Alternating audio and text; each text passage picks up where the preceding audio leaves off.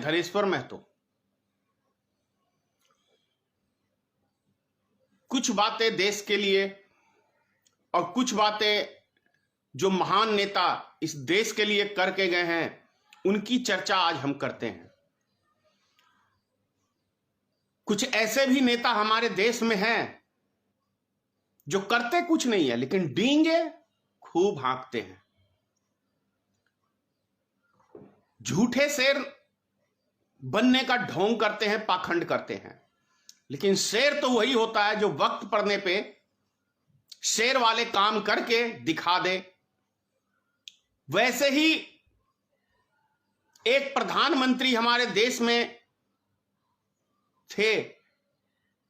थी मतलब वो महिला प्रधानमंत्री भारत की शेरनी श्रीमती इंदिरा गांधी थी, जो 1971 के युद्ध में पाकिस्तान में घुस के लाहौर तक हमारे देश के वीर जवान वहां तक चले गए थे और पाकिस्तान के 90,000 सैनिकों को बंधक बनाया था। यह है वीर कथा और ये हुए भारत के वीर जवान जिनकी मिसाल दी जाती है। मैं आज के वीर जवान पे भी प्रश्न नहीं उठा रहा हूं, क्योंकि भारत के वीर जवान कहीं भी घुस के मारने की क्षमता रखते हैं।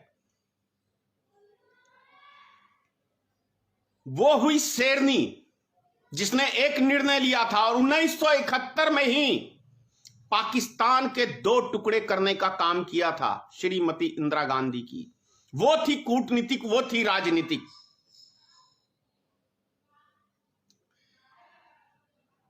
आप 1962 के युद्ध को ही देख लीजिए।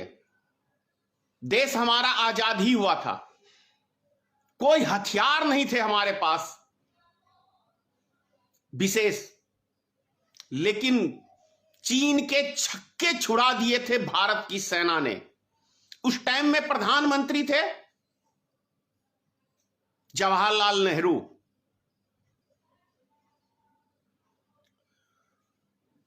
यह सीख हमें हमारे आत्मा बल को मजबूत करता है। लेकिन अभी जो वर्तमान में है वो क्या है? वो एक ढोंग है, एक पाखंड है। और ये ढोंग कहता है कि मैं 56 इंच का सीना रखता हूं, खूब डींगे हाँकता है। लेकिन तब इसकी 56 इंच की सीना कहां घुस गया था? जब चीन ने हमारे ही देश में घुस के हमारे वीर जवान को 20 को शहीद करके चले गए थे। तब ये 56 इंच का सीने वाला ये बयान देता है कि हमारे देश में कोई घुसा नहीं, हमारी पोस्ट कोई कब्जा हुआ नहीं। सोच लीजिए इसकी बोली, कथनी और करनी में कितना बड़ा अंतर है। गिरगिट भी इतने रंग नहीं बदलती है जितना ये वर्तमान में जो हमारा प्रधानमंत्री है ये रंग बदलता है, और साथ में इनकी पूरी टीम रंग बदलती है। अब वो पूरी टीम कैसे रंग बदलती है इस पे भी मैं आपको अभी बताऊंगा। इतना बड़ा नौटंकीबाज आपने दुनिया में कभी नहीं देखा होगा। 20 जवान हमारे शहीद हो गए, लेकिन हमारा एक कर्तव्य बनता था, हमारे प्रधानमंत्री का कर्तव्य बनता था, श्री नरेंद्र मोदी का, उसी दिन भारत चीन का युद्ध छेड़ देता। देख लेते 20 जवान को हमारे मारे थे। ये उसी का भाषण है ना श्री नरेंद्र मोदी का, कि हमारे एक जवान के बदले, सर के बदले में हम 10 सर लाएंगे। तो शेर ये जब कहलाता जब ये चीन के 200 सर काट के लाते, उसी दिन, तब ये भारत का शेर कहलाता। ये चूहा प्रधानमंत्री है, चूहा। चूहे की बिल में ऐसे घुस जाता है और जानते हैं किस दिन बयान दिया था ये? जब इसने चाइना से उसी दिन कर्जा लिया था $8,000, क्योंकि भीख मांगने की इसकी आदत है, कहीं भी पहुंच जाएगा कुछ मांगने के लिए। हमारे देश में इतनी भीख, वो कंगाली आ गई थी कि इसको चाइना से उस समय में लोन लेने की आवश्यकता पड़ गई। और ये 8,000 करोड़, ये 8,000 करोड़ के लोन के लिए इसने हमारे 20 जवान को बलिदान दिया। और हमारे देश के जमीन को भी कब्जा है चीन ने, जो ये छुपाए फिरते हैं। राजनाथ सिंह पार्लियामेंट में खड़ा होके बयान दिया था उस टाइम में, लेकिन उसके बयान की वैल्यू नहीं है, वैल्यू तो है प्रधानमंत्री के बयान की। रक्षा मंत्री बयान दे रहा है, उसके बयान की हमारे देश में कोई वैल्यू नहीं है, क्योंकि अंधभक्ति का युग चल रहा है ना। देश का रक्षा मंत्री राजनाथ सिंह वो बयान दे रहा है पार्लियामेंट में, और उसके बयान की कोई न मीडिया में वो बात नजर आई, न देश की जनता में। आश्चर्यजनक है, कैसी अंधभक्ति में हम लोग डूबे हुए हैं भाई। पड़ोसी मुल्क हमारे जमीन को हथिया रहा है और यहां मीडिया में मोदी जय जयकार के नारे लग रहे हैं। क्या ये राष्ट्रभक्ति चल रही है देश में?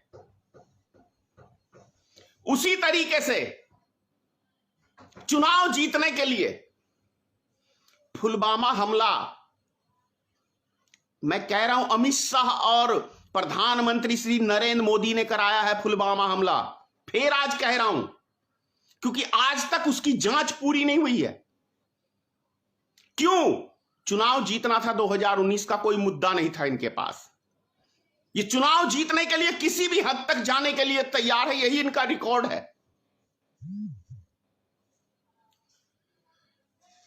44 जवान हमारे शहीद हो गए। 300 किलो आरडीएक्स कहां से आया, कैसे आया भारत में? देविंदर सिंह के नेतृत्व में आया। देविंदर सिंह अरेस्ट है, लेकिन आज तक देविंदर सिंह का एक भी बयान किसी मीडिया में, कोई सरकारी एजेंसी या देश के प्रधानमंत्री, देश के गृह मंत्री, देश के रक्षा मंत्री, किसी के मुख से सुनते हो कि हमने जो देविंदर सिंह को अरेस्ट किया था, आज उससे हमारी सीबीआई ने, हमारी रॉ की टीम ने पूछताछ में यह जानकारी हासिल की? कभी किसी व्यक्ति ने या किसी समाचार पे आपने उसका नाम जिक्र सुना है? नहीं सुना ना, क्योंकि इन्हीं का हाथ है।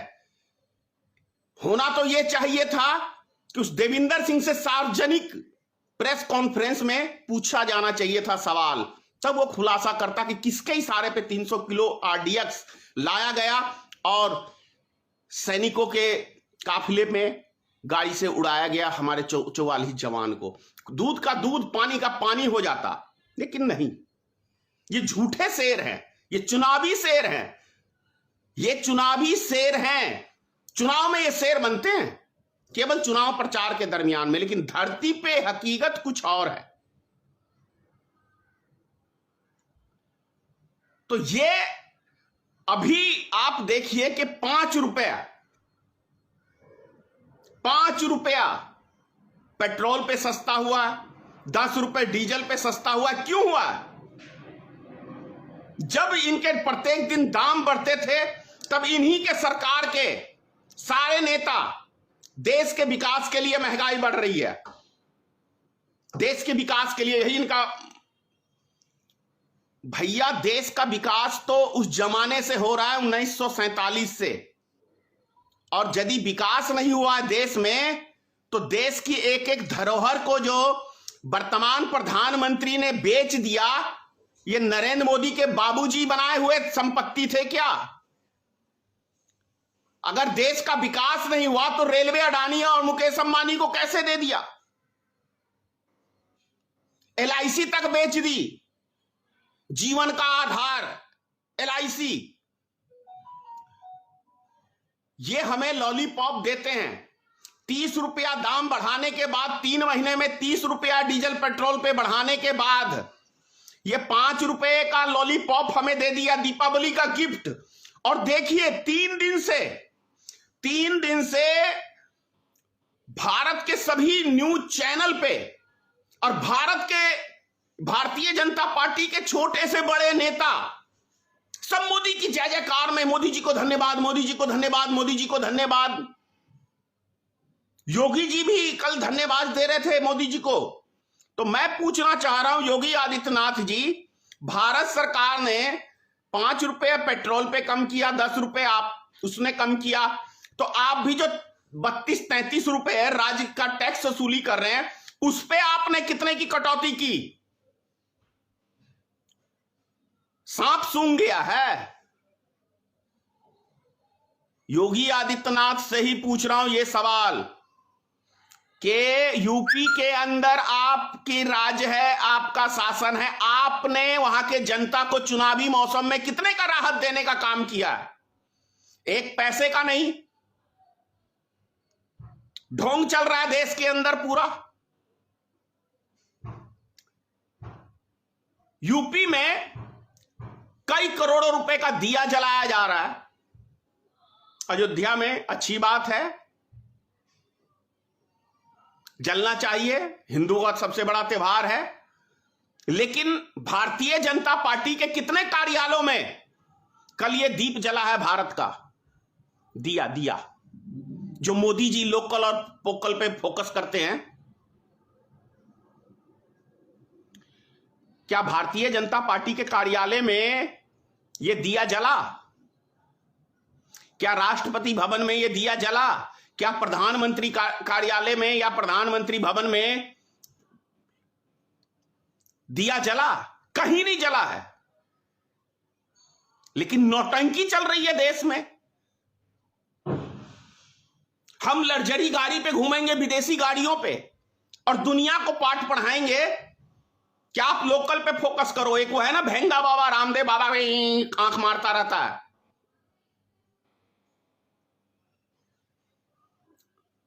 खुद का इलाज कराता है अंग्रेजी अस्पताल में और दूसरों को स्वदेशी की सलाह देता रहता है। तो जितना पाखंड, जितना ढोंग आपको इनके टाइम में मिलेगा, शायद आप लोग ने कभी सपने में नहीं सपनाया होगा। 5 रुपया डीजल ये पेट्रोल पे और 10 रुपया डीजल पे। चलो कम से कम बिहार सरकार ने 1 रुपये कुछ पैसे तो घटाया है, लेकिन इससे तो काम नहीं चलेगा। कम से कम देश के भलाई के लिए। और हमारे पूर्व प्रधानमंत्री मनमोहन सिंह का क्या कहना था, जब पूरे देश, पूरी दुनिया में आर्थिक मंदी छाई हुई थी तो भारत में क्यों नहीं छाया? सोचने की बात है। क्योंकि वो जान रहे थे कि जब देश की जनता के जेब में पैसा रहेगा तो हमारा देश तरक्की करेगा। लेकिन यहां तो उल्टी गंगा बह रही है। ये सरकार वर्तमान में तो देश की जनता का जेब ही 1-1 रुपया छीनने में लगी हुई है भाई। तो देश हमारा क्या विश्वगुरु बन जाएगा? हम अपने देश के नागरिक को कंगाल करके, 2-3 उद्योगपतियों को माला माल करके और स्विस बैंक में सारा पैसा जमा करके क्या हमारा देश तरक्की कर जाएगा? ये सोचने का विषय है। ये तो कहते थे कि ना मैं खाऊंगा ना मैं खाने दूंगा।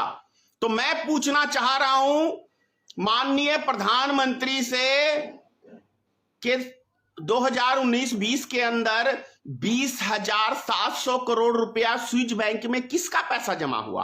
आप तो कम से कम, चलो काला धन आपने लाया नहीं लाया वो बाद की बात है, क्योंकि मैं तो जानता हूं ये देश की जनता भोली भाली नहीं जानती है। मैं तो जानता हूं कि यदि भारत का कोई लुटेरा है, कोई डकैत है, कोई चोर है तो भारतीय जनता पार्टी है। ये हल्ला करना जानते हैं। जैसे एक चोर होता है ना, दूसरे को चोर कहता है, तो ये सबसे बड़े खुद ही चोर हैं। ये तो खुद ही विदेश में काला धन जमा करते हैं। तो ये कौन सा काला धन विदेश से लाएंगे भाई? अब कोई एक भी भारत के जनता से मैं पूछ रहा हूं, कभी आपने किसी भारतीय जनता पार्टी के नेता के मुख से यह सुना है कि हम जो 1000 कुछ आदमियों की लिस्ट मनमोहन सिंह की सरकार में आई थी, उसमें से एक व्यक्ति का भी नाम बताया हो कि भैया इसमें इसका फलाने का इतना धन है, लाना नहीं लाना तो बाद की बात है, कम से कम यही करके दिखा देते कि भैया स्विस बैंक में फलाने फलाने का खाता है, फलाने फलाने के खाते में इतने इतने रुपए हैं। उसके बाद देश की जनता सोच लेती उन व्यक्तियों के विषय में। कभी सुना है? इसलिए नहीं सुना आपने क्योंकि ये पैसा ही काला धन के मालिक यही हैं। आपको याद है नोटबंदी के समय में 2 बातें याद होंगी हर व्यक्ति को। मोदी जी का बयान, हम नोटबंदी इसलिए कर रहे हैं कि बड़े नोट होते हैं 1000 और 500 के। आप नेट का युग है, मोदी जी का वो भाषण खूब वायरल है, हर व्यक्ति जानता है कि मोदी जी ने क्या कहा था नोटबंदी के समय में, कि हम आतंकवाद के खिलाफ लड़ रहे हैं, नक्सलवादी के खिलाफ लड़ रहे हैं, उनके पास ये बड़े नोट पहुंचते हैं, इसलिए हम 1000 और 500 के नोट बंद कर रहे हैं। तो लेकिन 1000-500 के नोट बंद करने के लिए और काला धन से लड़ाई लड़ने के लिए 2000 का नोट मोदी जी किसके लिए लाए थे? किसके लिए मोदी जी ये 1000-500 का नोट बंद करके 2000 का नोट किसके लिए लेके आए थे? काला व्यापारियों के लिए। और उसी दिन रात्रि में आपको याद है ना कि देश में इतना सोना कभी नहीं बिका था जितना के 8 नवंबर की रात्रि को और 9 नवंबर को बिका था। यह इतिहास है दुनिया का, क्योंकि जितने ब्लैकमेलिंग वाले लोग थे सब ने सोना खरीद लिया। और उस समय के अंदर आपको सोने का रेट मालूम है क्या था? 25, 26, 24 का रेट था। लेकिन मात्र 6 साल में आज सोने का रेट है 50,000 से 55,000। तो सोचो काला बाजारियों का किसने फायदा पहुंचाया? यदि सोने का रेट 8,000 रुपए तोला होता तो काला बाजारी अपने आप खत्म हो जाते। लेकिन आज सोने का रेट है पीछे 65,000 रुपए तोला तक पहुंच गया था। तो काला बाजारियों का साथ कौन दे रही है? सरकार दे रही है कि नहीं दे रही है? भारतीय जनता पार्टी के लोग दे रहे हैं कि नहीं दे रही है? सरकार दे रही है कि नहीं दे रही है? आतंकवादियों के सुविधा के लिए 2000 का नोट मोदी जी ने छापा। नक्सलवादियों के पास पैसा पहुंचाने के लिए 2000 का नोट छापा। और ये जो पाकिस्तान और उसकी जो बात कर रहे थे जाली नोट की, तो दवा के जाली नोट कैसे हुए पता है कैसे? सरकार ने 3 महीने का टाइम दिया था, 31 मार्च तक पैसा बैंकों में जमा लेने का। और आपको पता है ना 28 फरवरी को ही बंद कर दिया था इन्होंने पैसा लेना, क्योंकि देश में जो इन्होंने आंकड़े दिए थे उससे बहुत ज्यादा पैसा बैंकों में जमा हो गया था। और कोई नहीं पूछता था कि कोई नहीं चेक करता था कि ये जाली है या फ्रेब है, क्या है। सब नोट आने दो, क्योंकि मकसद सरकार का यही है। जाली नोट के भी भंडार के मालिक यही हैं। अब क्यों कह रहा हूं, अब इसकी भी आपको मैं बता रहा हूं उदाहरण स्वरूप। अभी आपने देखा होगा 21,000 करोड़ का ड्रग्स पकड़ा गया है। पूरी दुनिया में इतना बड़ा ड्रग्स का खेप कहीं नहीं पकड़ा गया आज तक, किसी भी मुल्क में। वो भारत में पकड़ा गया है और गौतम अडानी के शिप पे पकड़ा गया है। एक भी समाचार की सुर्खी कोई देखते हैं? कोई जिक्र, कोई सरकार का एक टिप्पणी, कोई सरकार का एक नेता या कोई मीडिया, तो खैर अडानी और मुकेश अंबानी की है तो बोल ही नहीं सकती है। तो सरकार सख्त कदम उठाती, जांच के आदेश देती, लेकिन नहीं किया। तो इसका मतलब भारत में जितना भी ड्रग्स सप्लाई होता है या तो गौतम अडानी करा रहा है या भारत सरकार का जो भारत सरकार है नरेंद्र मोदी, ये खुद ही ड्रग्स के माफिया के गुरु घंटाल हैं। ये झूठ मूठ का शाहरुख खान का एक बेचारा सुट्टा लगा रहा था, नहीं लगा रहा था भगवान जाने, मैंने नहीं देखा, लेकिन धर लिए 2-4 को और उसके ऊपर ये 20-25 दिन, ताकि वो बात दब जाए 21,000 करोड़ के आरडीएक्स की, वो बात दब जाए। 21,000 करोड़ का मतलब समझ रहे हैं ना? कितना बड़ा रकम की ड्रग्स भारत में सप्लाई, कौन लाने वाला पता नहीं, किसके इशारे पे यह मुद्दा गायब हो गया पता नहीं। तो कौन सा उदाहरण आपको चाहिए? क्यों नफरत करता हूं भारतीय जनता पार्टी के नेताओं से या इनके सिस्टम से? शायद मेरी बात से आपको समझ में आ गया होगा। देशद्रोही कोई नहीं है हमारे देश में। हमारे देश का प्रधानमंत्री देशद्रोही है, अमित शाह देशद्रोही है। मरवा दे, जेल में डलवा दे, सड़वा दे, उसकी चिंता नहीं है। सच्चाई की लड़ाई लड़ रहा हूं, इसीलिए मैं नेता नहीं बन पाया जीतने वाला, क्योंकि मुझे झूठ फरेब नहीं आता है। मैं जनता को गुमराह नहीं करता हूं, मैं जनता को ठगता नहीं हूं, इसीलिए मैं जीत नहीं पाता हूं। क्योंकि अभी का माहौल, अभी की दुनिया कुछ और है, मैं जानता हूं। लेकिन अगर हर व्यक्ति चोर बेईमान ही बन जाएगा तो यह संसार नहीं चलेगा।